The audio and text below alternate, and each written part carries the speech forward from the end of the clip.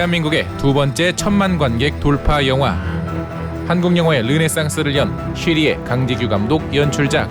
연기력만큼이나 뛰어난 얼굴을 가진 미남 배우 장동건, 원빈 주연. 그런데 한동안 VOD로 보지 못했던 비운의 작품. 돌아온다고 약속했잖아요. 태극기 휘날리며가 다시 돌아왔습니다. 온라인상에서 1000만 영화인 태극기 휘날리며를 그 어디서도 볼 수 없다는 사실이 부각되면서 또 다른 의미로 충격을 안겨줬었는데요. 태극기 휘날리며가 한동안 VOD로 볼 수 없었던 이유는 바로 리마스터링 때문이었죠. 코로나의 영향으로 개봉 영화가 줄어들고 대신 과거의 명작 영화들이 리마스터링되며 재개봉으로 인기를 얻었는데요. 태극기 휘날리며 역시 올 초 재개봉을 통해 리마스터링으로 실감나는 액션을 제대로 담아내는 데 성공했죠. 리마스터링이 왜 중요한가? 과거의 영화들, 특히 필름으로 촬영되었던 영화들 중에는 디지털 시대로 넘어오면서 제대로 리마스터링 되지 않아 좋은 영화임에도 불구하고 아쉬운 화질과 부족한 음질로 서비스가 되는 경우가 많았습니다. 디지털 시대에 맞게 리마스터링된 영화들은 과거의 태극기 휘날리며를 극장에서 보았던 관객들에게도, 그리고 극장에서 보지 못한 관객들에게도 진한 감동을 안겨주기에 충분한 영화입니다.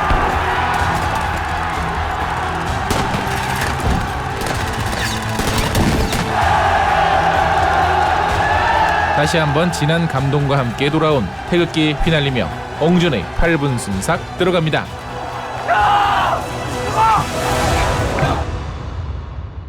태극기 휘날리며는 한국전쟁을 배경으로 하고 있습니다. 특히 영화의 시작은 유해를 발굴하는 장면으로부터 시작되는데요. 과거에 잠깐 있었던 사건의 일부를 보여주는 것이 아니라 지금 현재까지도 진행 중이다라는 메시지로 시작하는 영화죠. 극중에서 형제로 등장하는 장동건과 원빈의 이야기는 전쟁기념관에 있는 형제의 상에서 모티브를 얻어 제작되었습니다. 형제의 상은 한국전쟁 당시 대한민국 국군장교로 참전했던 형 박규철과 조선인민군 병사로 참전했던 동생 박용철 형제가 치악곡의 전투에서 극적으로 제외한 실화를 바탕으로 만든 조각상인데요. 이를 본 강재규 감독은 극중에서 형 진태가 조선인민군 병사로, 동생 진석은 대한민국 육군 병사로 제외하는 스토리를 착안하기에 이릅니다. 그러나 단순히 형제가 갈라지는 스토리로는 설득력이 떨어질 터, 그리하여 만들어진 형 진태는 그 누구보다 가족을 사랑하고 보호하는 인물로 설정되었습니다. 진태는 아버지 없이 어머니와 학생인 동생 진석을 책임지는 가장으로 등장하는데요. 아버지, 우리 석이 이번 시험도 1등 했어요. 용하죠? 아버지 못 이룬 꿈 우리 석이가 대신할 거예요. 내년에 서울대학 들어가게 아버지가 좀 거들어주세요. 약혼 여인 영신과의 결혼도 앞두고 있고 동생 진태를 좋은 학교로 보내기 위해 본인은 학업을 포기하고 생계전선에 뛰어들었죠. 네 그냥 흙이면 흙이지 왜 리을이 하나도 붙어있어요? 너 나한테 글자 묻지 말라 그랬지? 어머니가 하는 가게도 점차 자리를 잡아갈 무렵 도서관 안 갔어? 형, 아무 얘기 못 들었어? 전쟁은 어때?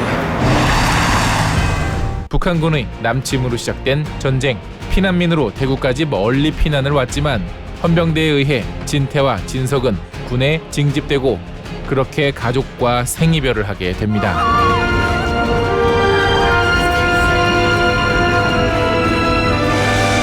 참혹한 전쟁터 한가운데에서도 동생 진태만큼은 지키기 위해 어떤 희생이든 감수할 수 있는 형 진석이 선택한 방법은 도대체 왜 그래?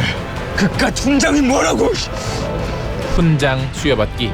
공을 세워 훈장을 받은 뒤 그 조건으로 동생을 조기 전역시키려는 것이었죠. 그렇게 진석은 진태를 위해 앞장서서 굳은 일을 도맡기도 하고 무리하게 작전을 수행하며 동료들을 위험에 빠뜨리기도 합니다. 거기에 인천 상륙작전까지 성공하면서 이제 기세는 남한군 쪽으로 기우는데요. 늘 앞장서서 작전을 이끄는 진태는 이제 이 부대를 대표하는 얼굴이 되었지만 동시에 전쟁에 중독되어 버린 전쟁광처럼 무모하게 굴기도 하죠. 내자가 빠져나가고 있어. 형이 나설 일이 아니야. 삼소대가 처리할 거야. 냅두면 삼수대 포위망에 딱 걸린다니까요. 명령이 다 따라. 특히 한국전 당시 잘못된 이념이 만든 갈등으로 인해 진태는 약혼녀 영신을 구하려다 그만 빨갱이로 몰리게 되고 손끝 하나라도 건드리면 다 죽을 줄 알아. 마지막 기회다. 어서 꺼져. 움직이지 마. 살고 싶으면 가만히 있어. 지금 니들이 무슨 짓 하는지 알고 있어? 죄 없는 사람 빨갱이로 몰아 죽이는 건 막아야지. 어서 나가.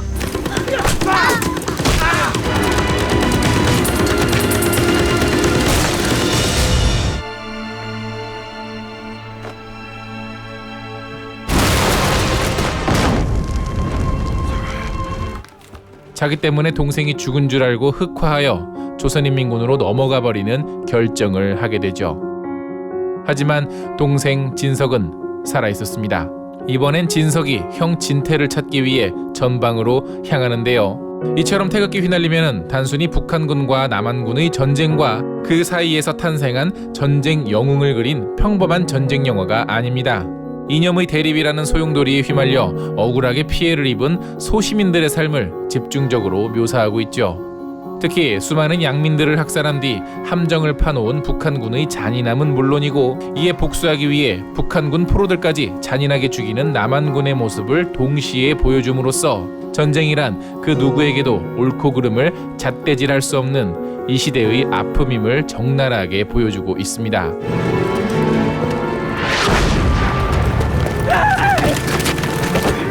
미쳤어! 미쳤어! 미쳤어! 미쳤어!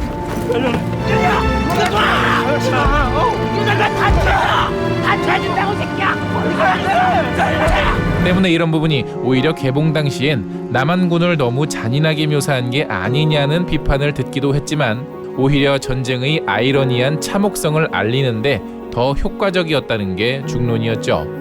이렇듯 단순한 전쟁물이 아님에도 영화를 가득 채우는 수많은 전투씬은 개봉한 지 16년이 지난 지금 다시 보아도 엄청난 스케일을 보여주고 있습니다. 이 스케일을 채우는 것은 바로 명배우들의 카메오 출연이기도 한데요. 슈리를 통해 강재규 감독과 인연을 맺은 최민식이 이번에도 인민군 대좌로 출연해 장동건과 치열한 결투를 벌이기도 하고 대자의 참모로는 무술감독으로 유명한 정동이 출연하기도 했죠. 그뿐만 아니라 빨갱이를 잡는다며 진태가 흑화하는데 가장 큰 역할을 한 청년단장 역할로 김수로와 이명준도 돋보이는데요. 그뿐만 아니라 동방신기의 영웅 재중이 카메오로 출연했다는 사실도 혹시 알고 계셨나요? 유해발굴단 중 한 명과 중공군 역할 등 무려 1인 2역으로 출연했지만 중공군 역할로는 이거 도저히 찾을 수가 없겠는데요. 시대의 아픔을 단순한 오락적 재미로만 소모하지 않고 비극이 비극을 낳는 비참함으로 표현해냈다는 점이 바로 태극기 휘날리며가 많은 사랑을 받은 이유가 아닐까요? 오늘 채 소개되지 못한 전쟁 영화의 스펙타클과 이념의 갈등과 분단의 아픔이 갈라놓은 형제의 눈물겨운 재회가 궁금하시다면 지금 바로 리모컨의 OK 버튼을 눌러 태극기 휘날리며를 직접 감상하세요.